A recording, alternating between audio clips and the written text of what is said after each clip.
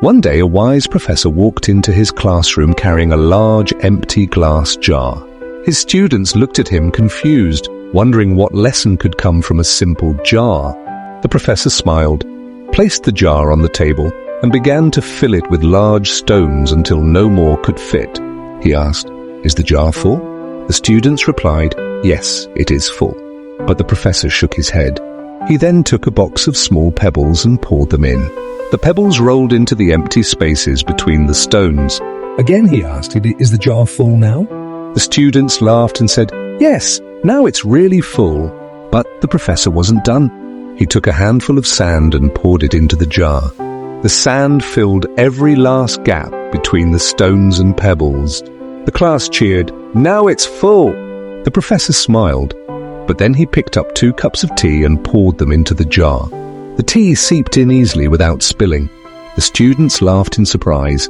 The professor looked at his students and said, "This jar represents your life. The big stones are the most important things: your family, your health, your values, your dreams. The pebbles are the other things that matter: your career, your house, your money. The sand represents the small stuff: arguments, distractions, meaningless worries." He paused and added, "If you fill your jar with sand first, there will be no room for the stones or the pebbles."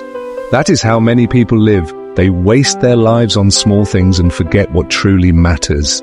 The students sat in silence, realizing the depth of the lesson. One student raised his hand and asked, "Sir, what about the tea?"